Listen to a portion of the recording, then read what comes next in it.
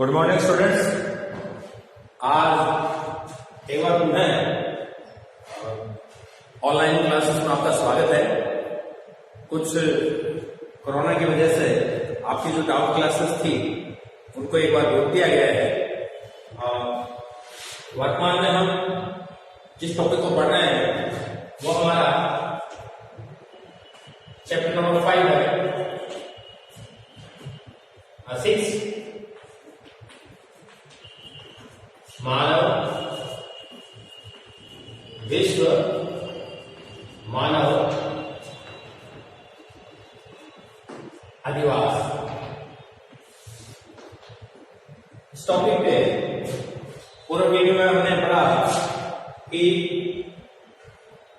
अधिवास किसे कहते हैं और अधिवासों के जो प्रकार हैं वो क्या है और अधिवासों के प्रतिरूप क्या है। तो अगर प्रकार की दृष्टि देखें तो उत्पत्ति के आधार पर दो प्रकार के अधिवास हैं। एक स्थायी अधिवास बताए गए, एक अस्थायी अधिवास बताए गए। अस्थायी अधिवास आपको जैसे हमने बताया कि अस्थायी अधिवास के अंतर्गत ऐसे अधिवास बनाए जाते हैं जो घुमक्कड़ जाति के लोग होते हैं या जो शिकार करते हैं या मौसम परिवर्तन होने के कारण वो एक स्थान से दूसरे स्थान पर कुछ समय रहने के लिए आते हैं और वो तोपों से या किसी अन्य प्रकार की जो भी उनके पास स्रोत होते हैं उन सबसे जो अधिवास बनाए जाते हैं उन्हें अस्थायी अधिवास कहते हैं। और स्थायी अधिवास जिनमें हम एक स्थान पर पर्टिकुलर स्थान पर हमने अपने मकान बना लिए, हमारी बस्ती बसा ली है, वो पद क्या कहलाते हैं? स्थायी अधिवास कहलाते हैं। ठीक है ना। अधिवास के बारे में हमने डिस्कस कर ली थी। अब दो चीजें हमने पढ़ी, एक प्रकार और दूसरा कौन सा था? प्रतिरूप। एक तो प्रकार पढ़ेंगे हम और एक क्या पढ़ेंगे? प्रतिरूप। तो अधिवासों के प्रकार और अधिवासों के प्रतिरूप। अब प्रकार किसे कहते हैं? प्रकार के लिए किन भौगोलिक व्यवस्थाओं की आवश्यकता होती है जिनके कारण हम बता सकते हैं कि ये तो अधिवासों के प्रकार है और ये क्या है? प्रतिरूप है। तो प्रकार के लिए सबसे पहले देखते हैं कि घरों के बीच की दूरी तथा घरों की संख्या, इसमें दो कार महत्वपूर्ण होते हैं। एक क्या है कि घरों के बीच की दूरी, यानी ये जो सिंबल हम बनाते हैं ये मानचित्र में और सर्वेक्षण में अधिवासों के लिए बनाते हैं। तो अधिवासों में देखते हैं कि दो घरों के बीच में या घरों के बीच में दूरी जो है वो इंपॉर्टेंट रहती है, प्लस इनकी जो संख्या है वो इंपॉर्टेंट रहती है। संख्या कितनी हो, दूरी कितनी हो, इन आधार पर ही हम अधिवासों के क्या बांटते हैं? प्रकार बांटते हैं, जिनका अध्ययन हमने कर लिया था और उनकी डाउट क्लासेस भी करनी थी।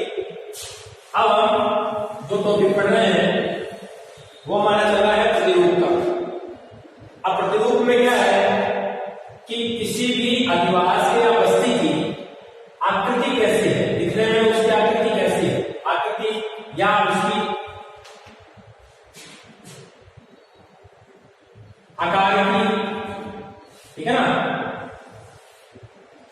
उसकी आकार की। तो ये जो चीज बोलते हैं उसका आकार कैसा है, आकार के आधार पर, उसकी आकृति के आधार पर हम इसका विभाजन उसकी आकृति देखते हैं। ठीक है ना। जैसे हमने मान लो वायु फोटोग्राफी से अगर हम फोटो लें, हवाई जहाज से फोटो लें या सैटेलाइट से फोटो लें, तो वो मकान या वो बस्ती जो है वो हमें किस रूप में दिखाई देती है वो कहलाते हैं इसके प्रतिरूप। ठीक। अधिवासों के हमने प्रकार को हम पढ़ लिए थे, दो प्रकार हमने बताए। प्रकार के आधार पर हम बात करें अधिवासों के अस्थायी अधिवासों की बात करें तो उसमें कौन से आते हैं? नगरीय और ग्रामीण। कौन से आते हैं? नगरीय और ग्रामीण। तो नगरीय अधिवास जो है वो किसे कहेंगे और ग्रामीण अधिवास किसे कहेंगे? ये जहां जनसंख्या निवास करती है उसके आधार पर हम अधिवासों का वर्णन करते हैं, लेकिन इसको व्यवसाय से संबंधित करते हैं कि इस व्यवसाय से संबंध होगा, इस व्यवसाय से संबंध होगा। तो इसका जो संबंध करते हैं हम किससे करते हैं? प्राथमिक व्यवसाय से संबंध करते हैं कि प्राथमिक व्यवसाय में संलग्न जनसंख्या जहां निवास करते हैं उसे ग्रामीण निवास कहते हैं। और द्वितीय तृतीय चतुर्थ पंचम व्यवसाय में संलग्न जनसंख्या जहां निवास करती है उसे क्या करते हैं, नगरीय जनसंख्या क्या कहते हैं, क्योंकि वो नगरों के व्यवसाय के संदर्भ में आता है और ये ग्रामीण क्षेत्र के व्यवसाय के संदर्भ में आता है। इसलिए कह सकते हैं कि जनसंख्या के आधार पर ही हम उनके निवास की व्यवस्था को ध्यान में रखते हैं। तो सबसे पहले जो हम अधिवास करेंगे वो करेंगे ग्रामीण निवास। अब ग्रामीण निवास जो है इनको भी दो भागों में बांटेंगे, एक किसमें बांटेंगे, प्रकार में, और एक किसमें बांटेंगे, प्रतिरूप में। प्रकार में या प्रतिरूप में हम इसको क्या करेंगे, विभाजित करेंगे। अब ग्रामीण रूप में आपको ध्यान में आ गया कि प्राथमिक व्यवसाय में संलग्न जनसंख्या जहां निवास करती है उसे ग्रामीण निवास करता है। और इनको फिर हमने दो भागों में विभाजित कर दिया, ग्रामीण निवासों के प्रकार और ग्रामीण निवासों के प्रतिरूप। अगर प्रकार की बात है तो हम ये देखेंगे कि गांवों के अंदर जो निवास स्थान बनाए गए, जो आवास बनाए गए हैं, जो अधिवास बनाए गए हैं, उनके बीच की दूरी कैसी है, कितनी है और उनकी संख्या कितनी है, उसके आधार पर फिर उनको हम अन्य भागों में विभाजित व्यवस्थाओं के अंतर्गत लेते हैं। तो सबसे पहले हम प्रकार लेते हैं ग्रामीण क्षेत्र के।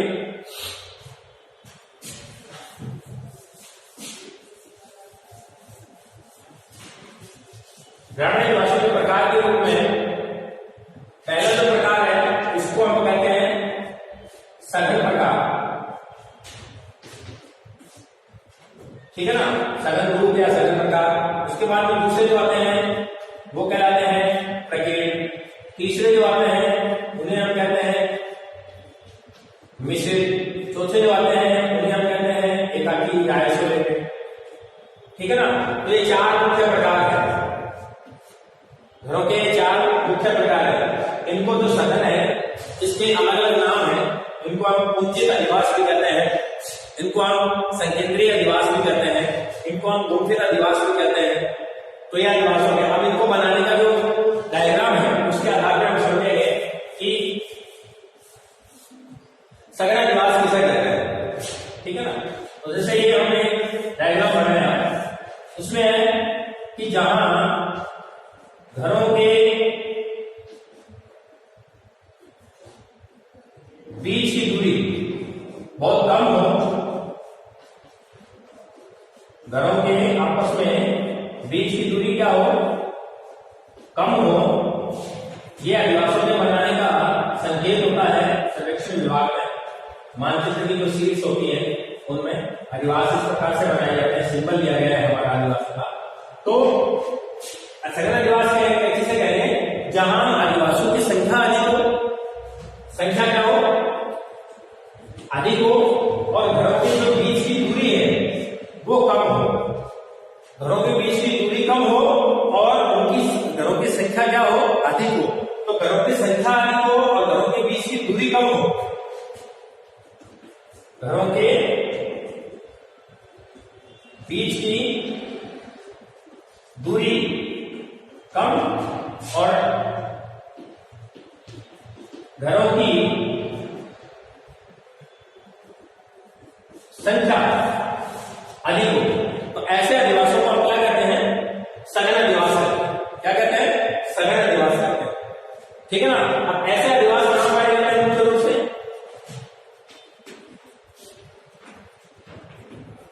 समतल मैदानी क्षेत्रों में। अब मैदानी क्षेत्र तो निश्चित है नदी घाटी क्षेत्रों में। ठीक है ना।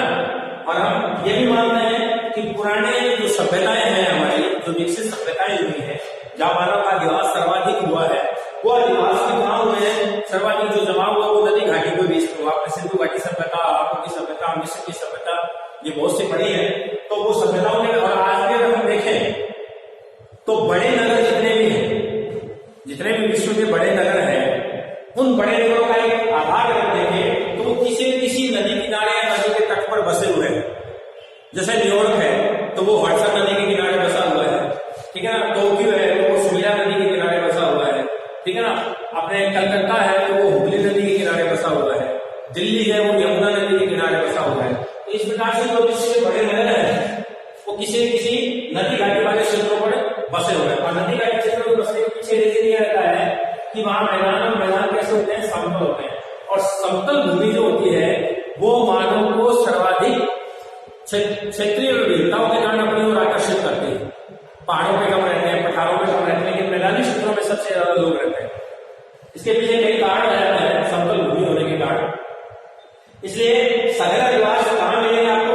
मैदानी क्षेत्र, पंजाब हरियाणा की जो मैदानी क्षेत्र है वहां आपको जमा हो जाए, उत्तर प्रदेश में आपको समाज द्वारा मिलेगा। तो ये जो नदी का क्षेत्र है वहां, यानी गंगा जो सतलज गंगा का मैदानी हिस्सा है, गंगा का मैदानी हिस्सा है, वहां पर अधिवास ऐसे सघन अधिवास ग्रामीण क्षेत्र के आपको देखने को प्राप्त होंगे। ठीक है। दूसरा जो है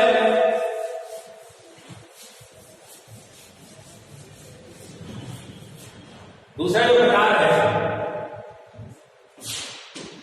वो है प्रकीर्ण अधिवास।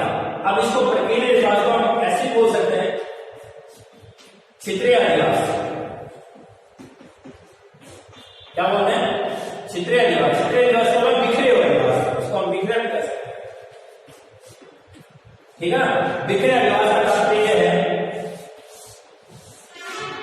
जैसे 2-4 अधिवास यहां हुए, उनके बीच में दूरी भी होगी, कईयों के बीच में दूरी होगी, ऐसे इस प्रकार के जो अधिवास होंगे देखने को मिलेंगे। इनके बीच में और खुद के घरों के बीच में भी दूरी क्या होगी? ज्यादा। संख्या भी इनकी क्या है? कम है। तो ऐसे अधिवास जिनकी संख्या कम हो और पूर्ववशों के बीच में खेतों के काफी जो खेती की भूमि है वो बीच में रखी है, उनके बाद में एक बस्ती है, फिर दूसरी बस्ती है। तो इस प्रकार के जो अधिवास देखने को मिलते हैं, बिखरे हुए अधिवास, उनको हम क्या कहते हैं? प्रकीर्ण अधिवास। खास करके ऐसे अधिवास जो है वो निचले भागों में देखने को मिलते हैं। ठीक है ना। या फिर पहाड़ी क्षेत्रों के जो तलने वाले हिस्से होते हैं वहां ऐसे अधिवास देखने को आपको मिलते हैं। तो प्रकीर्ण अधिवास का तात्पर्य क्या हुआ कि ऐसे अधिवास जहां संख्या भी कम हो और दोनों घरों के बीच में दूरी भी क्या है? ज्यादा है। ज्यादा दूरी और संख्या कम होगी तो ऐसे अधिवासों को हम क्या कहते हैं? प्रकीर्ण अधिवास कहते हैं। ठीक है। इनको हम क्षेत्रीय अधिवास या बिखरे अधिवास, मतलब क्षेत्र गए हैं या बिखर गए हैं, इस प्रकार के अधिवासों को हम क्या कहते हैं? क्षेत्रीय अधिवास कहते हैं। तीसरा जो रूप आएगा हमारा,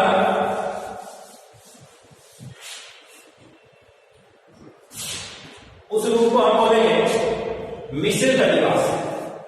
ये कौन सा प्रकार हुआ? मिश्रित अधिवास। कौन सा अधिवास? मिश्रित अधिवास। मिश्रित अधिवास का तात्पर्य किससे लेना पड़ेगा? मिश्रित अधिवास से समझ ये रखना है कि मिश्रण है, मिला जुला है। तो मिला जुला किसका मिला जुला? सघन अधिवासों का और प्रकीर्ण अधिवासों के दोनों के मिले जुले स्वरूप जहां देखने को मिलते हैं, उन अधिवासों को हम कहते हैं मिश्रित अधिवास। जहां देखने मात्र से ऐसा लगेगा सघनता भी है, लेकिन उसके थोड़े आगे चल के देखते हैं तो वहां देखते हैं कि छिद्र रूपों में भी है। तो प्रकीर्णता भी साथ में मिलती है और सघनता भी साथ में मिलती है। तो दोनों अवस्थाएं जब साथ में मिलती है तो ऐसे अधिवासों को क्या कहते हैं? मिश्रित अधिवास कहते हैं। और ये वे अधिवास होते हैं जो प्रकीर्ण अवस्था का विकसित रूप मानते हैं। प्रकीर्ण अवस्था का विकसित रूप का तात्पर्य हुआ कि जहां प्रकीर्ण बस्तियां हैं, उन बस्तियों में जनसंख्या बढ़ने से वहीं आसपास में और अधिक आवास बनाए जाते हैं, जिनके कारण क्योंकि वो परिवार के सदस्य होते हैं तो अपने पास ही घर बनाते रहते हैं। पास घर बनाते घरों की संख्या क्या हो जाती है? उस क्षेत्र में जहां प्रकीर्ण था वहां संख्या ज्यादा हो जाती है। उसी की वंशावली के अनुसार वहां लोग जो अपने हैं उनकी जनसंख्या बढ़ने से और घरों का निर्माण तो वहां देखने को मिलता है कि सघन परिवार है, लेकिन थोड़ा सा आगे देखते हैं तो उस परिवार में जनसंख्या वृद्धि न होने के कारण या कम होने के कारण घर क्षेत्र रूपों में दिख रहे हैं। एक जगह प्रकीर्ण अवस्था दिख रही है और एक जगह कैसे दिख रही है? सघन अवस्था दिख रही है। तो दोनों का मिला जुला रूप देखने के कारण ही इसको किसका नाम जानते हैं? मिश्रित अधिवास के नाम से जानते हैं। ठीक है ना। यह अधिवास प्रकीर्ण का ही विकसित रूप मान सकते हैं कि जैसे मान लो ये प्रकीर्ण अवस्था है, ठीक है ना। आगे हमने देखी ये प्रकीर्ण अवस्था वाले अधिवास है जिसके घरों के बीच की दूरी भी ज्यादा है और संख्या भी क्या है? कम है। अब मान लो इस अधिवास के अंतर्गत जनसंख्या में वृद्धि हुई, तो अपने बच्चों को अलग मकान बना के रह रहे हैं, तो उससे घरों की संख्या में क्या हो रही है? बढ़ोतरी हो रही है। और वो घर दूर नहीं बना के रह रहे, अपने पास ही बना रहे, इसलिए घरों के बीच की संख्या भी क्या हो जाती है? दूरी भी क्या हो जाती है? कम हो जाती है। तो घरों की संख्या के बीच की दूरी भी कम है और इनकी संख्या भी क्या हो रही है? बढ़ रही है। प्रकीर्ण का विकसित रूप क्यों है कि ये तो प्रकीर्ण है, ठीक है ना, और यहाँ जनसंख्या बढ़ी तो बढ़ी तो वो बाहर नहीं आने लगे, अपने आसपास ही उनको मकान बना दिए, तो मकान बनाने की संख्या भी बढ़ गई और घरों के बीच की दूरी भी कम रहेगी। तो घरों के बीच की दूरी भी कम हो और संख्या भी ज्यादा हो, उसको तो कहते हैं सघन परिकार। और घरों के बीच की दूरी भी ज्यादा हो और संख्या भी क्या हो, कम हो, उसे कहते हैं प्रकीर्ण अधिवास। तो कहीं कहीं ऐसे अधिवास दोनों देखने को मिलते हैं। तो इस प्रकार का जो अधिवास होता है उसे कौन सा अधिवास कहते हैं, मिश्रित अधिवास कहते हैं, ठीक है। इनका स्थान वही होता है तो प्रकीर्ण अवस्था का स्थान होता है। चौथा जो हमारा अधिवास का प्रकार आता है वो आता है एकाकी अधिवास। अब एकाकी अधिवास इसको हम बोलते हैं आइसोलेटेड, ठीक है ना, अकेला ही। तो अकेला ऐसा क्या है कि जो वन्य क्षेत्र होते हैं, वन्य भूमि होती है, वहां जो पहाड़ी ढाल होते हैं, पहाड़ी ढालों के ऊपर इसीलिए खेत बना के इस तरीके से रहते हैं, पहाड़ी ढालों पर ऐसे आकृतियां देखने को मिलते हैं, ऐसे अधिवास देखने को मिलते हैं। इनकी संख्या बहुत कम होती है और 2, 3, 4, 5 परिवार ही इस प्रकार की बस्ती बसा लेते हैं। और ये पर्वतीय क्षेत्रों पर आप देख लो, आप कभी वैष्णो देवी गए हो तो पर्वतीय ढालों में आपने देखा होगा जगह जगह छोटे छोटे छोटे छोटे बस्तियां से बसी हुई दिखाई देती है, तो वो एकाकी अधिवासों के रूप में आती है। या फिर बहुस्तरीय भागों में जो प्रकीर्ण अवस्था है, अगर विशाल बहुस्तरीय हिस्सा है तो कहीं एक बहुस्तरीय हिस्से के अंदर एक अधिवास के 10-15-20 घर एक परिवार के या एक समाज के 20-25 घर जो है तो आपको देखेंगे तो काफी टाइम बाद दूसरी जगह पर आपको क्या दिखाई देंगे, मकान दिखाई देंगे। तो इस प्रकार के जो अधिवास होते हैं उनको हम कहते हैं एकाकी अधिवास। तो ये ग्रामीण अधिवासों के क्या है, प्रकार है, ठीक।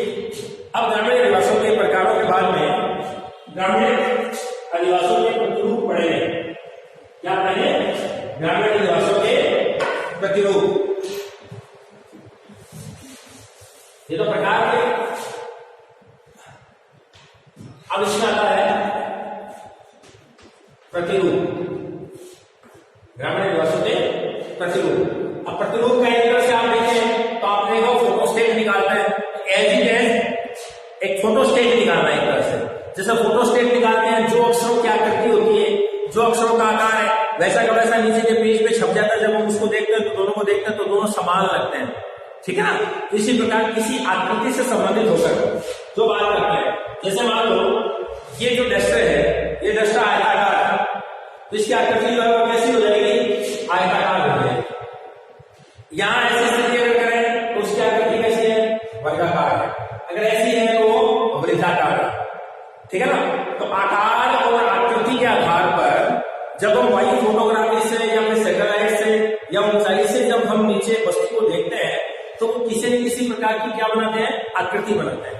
तो उन आकृतियों के आधार पर हम जो निर्धारित करते हैं उन्हें अधिवासों का क्या कहते हैं, प्रतिरूप कहते हैं। क्या कहते हैं, प्रतिरूप कहते हैं। अब इन प्रतिरूपों में अलग अलग प्रतिरूप है, आपको एकदम समझ में आ जाएगा कि किस प्रकार के प्रतिरूप हम यहाँ कर रहे हैं, ठीक है ना। पहला जो प्रतिरूप है उस प्रतिरूप को हम बोलते हैं रेखीय प्रतिरूप। ध्यान से इसको आप देखिएगा, डायग्राम से आपको समझ में आ जाएगा।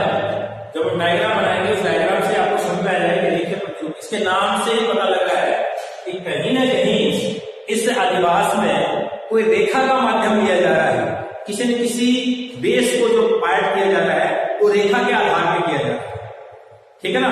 तो कहीं न कहीं हम देखने को मिलेगा कि इस अधिवास में कहीं न कहीं रेखा देखने को मिलेगी। तो रेखा देखने को मिलेगी, इससे अधिवास कहां विकसित होता है, ऐसे अधिवास जो है वो कहां विकसित होते हैं। तो देखिए ये हमने डायग्राम बनाना है, तो इसमें ये जैसे सड़क है, ठीक है, ये जैसे कोई रेल लाइन है, ठीक, ये कोई नहर है, ये कोई नदी है, इस तरीके से, ठीक है ना। अब इनके सारे जब इन किनारों के साथ, चाहे वो सड़क का किनारा हो, चाहे वो रेल का किनारा हो, ठीक है ना, चाहे वो नदी का या नहर का किनारा हो, इनके जो पार्श्व भाग है, जो किनारे वाले भाग है, पार्श्व भाग, उन पांचों भागों में जब अधिवास विकसित होते हैं तो ऐसे अधिवासों को क्या कहते हैं? रेखीय अधिवास कहते हैं। कौन सा अधिवास कहते हैं? रेखीय अधिवास कहते हैं। कई बार क्या होता है, ऐसे नदी मोड़ ले लेती है, ठीक है ना, ऐसे मोड़, उस मोड़ में भी अधिवासों का क्या हो जाता है? विकास हो जाता है। तो कई बार इनको अर्धरेखीय अधिवास के नाम से भी जान लिया जाता है। ऐसे मान लो मोड़ हो गई, उसको अर्धरेखीय अधिवास के रूप में भी अर्ध चंद्राकार रूप में इसका निर्माण कर लेते हैं, कम स्थिति में, अधिक स्थिति में नहीं, कम स्थिति में अर्ध चंद्राकार स्वरूप इसको देखने को मिलता है, ठीक है ना। तो देखिए मान लें ये सड़क है, सड़क हो गई, रेल मार्ग हुआ, ठीक है ना, नहर हुई या नदी मार्ग हुआ, इन सबके किनारों पर चाहे वो दोनों तरफ हो चाहे वो एक तरफ हो, ठीक है ना, जब इस प्रकार के अधिवास विकसित होते हैं, ठीक है ना, तो इन्हें हम कौन सा अधिवास कहते हैं? रेखीय अधिवास कहते हैं। एक रेखा का स्वरूप देखने को मिलता है, एक रेखा के माध्यम से पूरे अधिवास विकसित हुए। इधर सड़क परिवहन है तो सड़क परिवहन के दोनों किनारों पर रेल है तो रेल के दोनों पटरियों पर एक साइड में, इसमें एक साइड में भी हो सकता है। जैसे मान लो इस साइड में कोई पटरी का स्वरूप है, पटरी जा रही है, लेकिन इस साइड में कोई मतलब पहाड़ी क्षेत्र है, ऐसे कोई पहाड़ी क्षेत्र है, ठीक है ना, यहाँ कोई पहाड़ी क्षेत्र है तो निश्चित रूप से एक तरफ विकसित हो जाएगी। पहाड़ी क्षेत्र है, यहाँ ट्रेन जा रही है, ठीक है ना, तो पहाड़ी क्षेत्र है, कोई वन्य क्षेत्र है, पहाड़ी क्षेत्र है, तो पहाड़ी क्षेत्र के बिल्कुल नजदीक से क्या जाएगा? ट्रेन जाएगी, लेकिन अधिवास पहाड़ी क्षेत्र में ना विकसित होकर एक साइड में विकसित हो जाता है। ऐसी स्थितियां में ये सड़क में भी लागू हो सकती है, ये नदी में भी लागू हो सकती है, ये नहर में भी लागू हो सकती है, ठीक है ना, कि एक तरफ भी अधिवास विकसित हो सकते हैं। मेरी बात समझ आ रही है आपको? एक तरफ के अधिवास विकसित होते हैं, दोनों तरफ के अधिवास विकसित होते हैं, लेकिन इन अधिवासों का जो आकार रहेगा, जो उनकी आकृति रहेगी, वो एक रेखा जैसी रहेगी, ठीक है ना, लंबे दूर तक रेखा कई किलोमीटर चलती है। इस प्रकार के जो अधिवास है उनको हम क्या कहते हैं? रेखीय अधिवास कहते हैं। तो जितने भी सड़कें हैं, नहरें हैं, आपके रेल मार्ग हैं, नदियां हैं, उनके किनारों पर कहीं न कहीं जो अधिवास विकसित होते हैं उन्हें हम कौन सा अधिवास बोलते हैं? रेखीय अधिवास बोलते हैं। ये कब बोलते हैं? जब एक रेखा की सीधी के आधार पर, वैसा नहीं है मान लो ये ट्रेन है, ये आगे ऐसे उड़ रही है और जैसे सड़क इसको क्या करके ये क्रॉस कर रही है, तो फिर यहाँ जो अधिवास विकसित होंगे वो अलग तरीके हो जाएगा। या यहाँ इसको क्रॉस कर दिया तो क्रॉस करने के बाद यहाँ जो अधिवास विकसित होंगे उनका रूप अलग बन जाएगा। यहाँ बात आ रही है कि जो अधिवास है वो सीधे के सीधे इस मार्ग में जा रहे हैं, उस मार्ग के आधार पर उनको रेखीय करेंगे। नहीं तो आगे बहुत से ऐसे अधिवास हैं जहाँ सड़क और रेल या नहर या नदी या सड़क, नदी या ट्रेन कहीं कहीं क्रॉसिंग करेंगे, और जहाँ क्रॉसिंग करेंगे तो वहां जिस प्रकार का अधिवास विकसित होगा वो एक नया रूप धारण करेगा, तो उसको हम नए प्रतिरूप के ऊपर विकसित करेंगे। ये चीज आप ध्यान रखना, ठीक है ना। तो पहला वाला जो है वो कौन सा हो गया? रेखीय प्रतिरूप हो गया।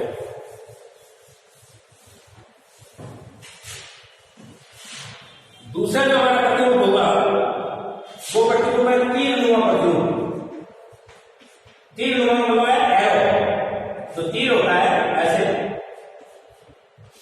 तीर, तो तीर की आकृति में जो तीर होता है, इस तीर का आगे जो हिस्सा है तीर है, इसकी आकृति में जो अधिवास विकसित होते हैं उनको हम तीर-नुमा प्रतिरूप कहते हैं। अब ऐसे अधिवास कहां विकसित होंगे उनके लिए एक विशेष परिस्थिति होती है। उस परिस्थिति में जब अधिवास विकसित हो जाए तो उनको देखने मात्र से ऐसी आकृति लगती है कि जैसे तीर का प्रभाव हो या तीर-नुमा ही पूरा सिस्टम, ठीक है। इसके लिए जो परिस्थितियां हैं वो है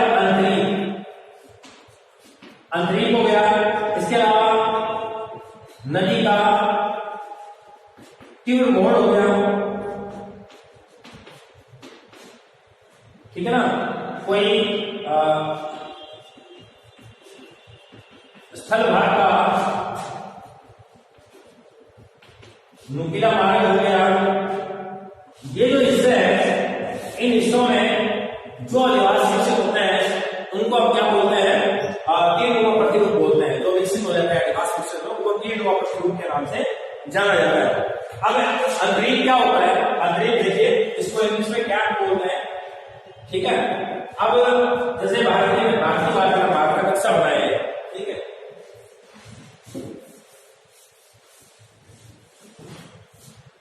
पार्क का नक्शा बना रहे हैं, आउटलाइनिंग बना रहे हैं इसकी।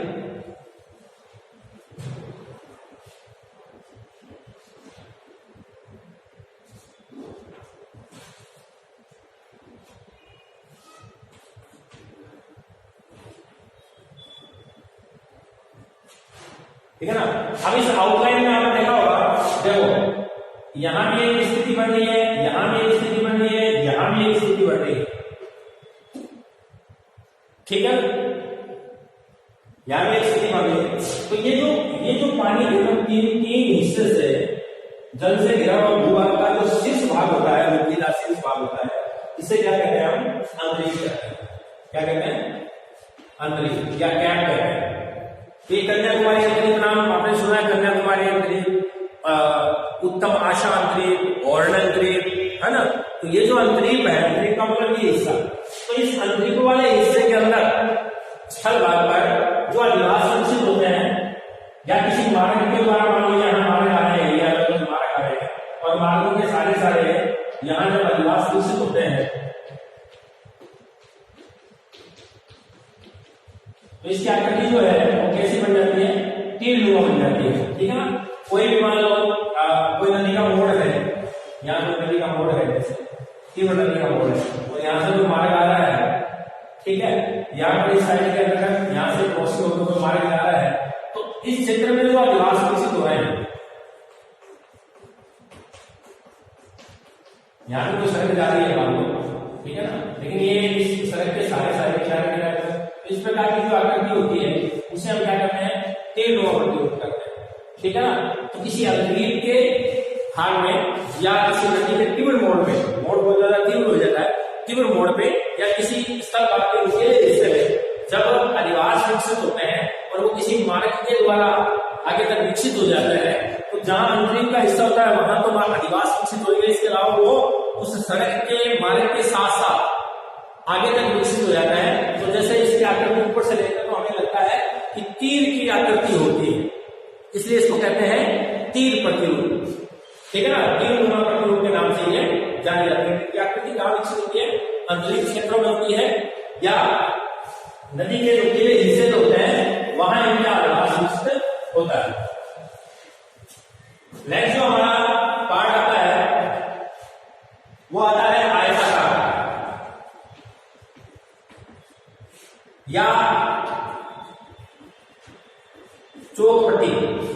आयताकार या चौपट्टी प्रतिरूप। अब आयताकार या चौपट्टी रूप, इसके लिए जो आवश्यक भौगोलिक दशाएं हैं हमारी, उन आवश्यक भौगोलिक दशाओं के अंतर्गत अगर हम देखें, ठीक है ना, आवश्यक भौगोलिक दशाओं के अंतर्गत अगर हम देखें तो जैसे कोई एक सड़क है और इधर से भी कोई सड़क है, वो आपस में क्या हो रही है? क्रॉसिंग हो रही है। दोनों क्या हो रही है? क्रॉसिंग हो रही है। या फिर मान लो यहाँ पर कोई सड़क है और यहाँ पर कोई रेल लाइन है, ठीक है ना, इस तरीके से यहाँ पर रेल लाइन है और यहाँ पर कोई सड़क है, वो क्रॉसिंग हो रही है। तो इनके मध्य वाले क्षेत्र में एक ही ध्यान रखना, अधिवासों का जो विकास होता है वो सबसे पहले केंद्र में होता है, ठीक है, उसके बाद में सड़कों के किनारे होता है, और उसके बाद सड़कों के किनारों के बाद जो विकसित होता है वो सड़क और केंद्र के बीच का जो हिस्सा ले जाता है, बीच का भाग वहां होता है।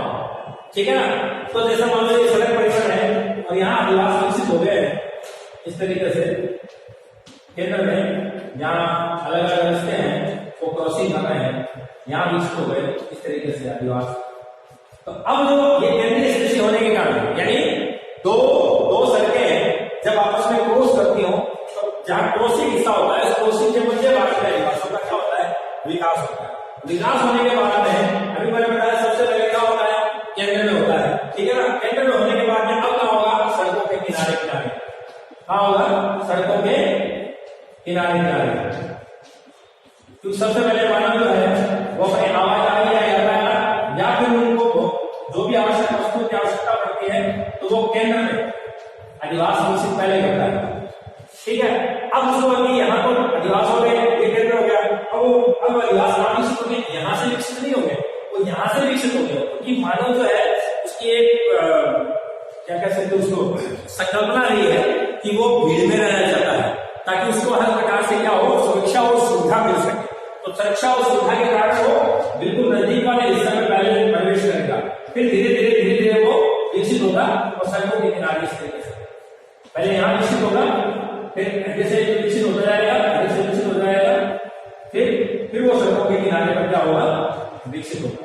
पहले मध्य वाले भाग में, उसके बाद सड़कों में, और सड़कों के बाद में सड़कों और मध्य के बीच में जो हिस्सा रहता है वहां विकसित होगा, ताकि वो केंद्र के थोड़ा नजदीक रहे और सड़कों के लिए क्या रहे, नजदीक। तो इस प्रकार का जो अधिवास देखने को मिलता है, इसे आयताकार अधिवास या चौपट्टी अधिवास, एक चौक बन गया है और दो पट्टियों के माध्यम से, एक पट्टी, दो पट्टी, तीन पट्टी, चार पट्टी, इस तरीके से चौपट्टी, ठीक है ना। तो चौपट्टी या फिर इसको आयताकार अधिवास देखने को मिलता है। ऐसे अधिवास मैदानी क्षेत्रों में अधिक देखने को मिलते हैं, जो मैदान है जहां समतल भूमि पर सड़कें निकाली गई है और वो सड़कें एक दूसरे से क्रॉसिंग में आ रही हो, इस प्रकार के अधिवास जो है वो आपको कहां देखने को मिलेंगे, नदी के मैदानी वाले हिस्से जो है, मैदान हिस्से जो है वहां देखने को मिलते हैं। जो बड़े महानगर हैं वो इस प्रकार की बसावट होती है कि पहले वो केंद्र में विकसित होते हैं, हर अधिवास के अंतर्गत ही होता है कि पहले वो केंद्र में विकसित हो गए, फिर उनको आवश्यकता किसकी पड़ेगी, यातायात की, वो सड़कों के किनारे होंगे। आपने पोस्ट कॉलोनियां देखी होंगी, जितने भी कॉलोनियां कटी हुई है वो पहले केंद्रीय व्यवस्था में कटी हुई, फिर सड़कों के किनारे विकसित हुई है और फिर सड़कों और शहर के बीच में वो अधिवास की जो प्लॉटिंग है उसकी हुई है। तो यहाँ वो सुविधा लेने के लिए पहले केंद्र में होते हैं, उसके बाद में केंद्र में जब जगह होती है तो वो सड़कों के किनारे, ताकि सड़क जो है वो केंद्र से उनको जोड़ के रखे, इसलिए अधिवास केंद्र में सड़कों में बनते हैं। जब सड़कें और केंद्र दोनों जगह ही जगह नहीं होती तो केंद्र के पीछे का जो हिस्सा होता है, खाली जगह जो नजदीक रहता है केंद्र के, वहां अधिवास विकसित होने शुरू होते हैं और फिर पीछे से पीछे होते और ये इस प्रकार की आकृति बन जाती है, इसे कहते हैं चौपट्टी प्रतिरूप। ठीक है, तो आज हमने 3 प्रतिरूप पढ़े हैं, अन्य बहुत से प्रतिरूप है जिनका अध्ययन हम नेक्स्ट वीडियो में करेंगे। तो आप भी इन जो अधिवास है, इन अधिवासों के प्रतिरूप को आप किताब में पढ़े भी, होमवर्क के रूप में इनको करना भी है, ठीक है ना। और ये चीज समझ में आएगी कि नहीं आएगी, इनको भी हमें आप लोग जो है वो हमें बताएंगे, और जो हमारा ग्रुप बना हुआ है उसमें, और जितने भी डायग्राम्स हैं इनको ध्यान से देख लेना, ध्यान से इनको बनाना है, और कहाँ कौन सा अधिवास के लिए कौन सी भौगोलिक परिस्थितियां होती हैं उनको भी आपको ध्यान रखना है। सिंबल आपको ध्यान होना चाहिए, ये सड़क का सिंबल जा रहा है, ये ट्रेन का सिंबल जा रहा है,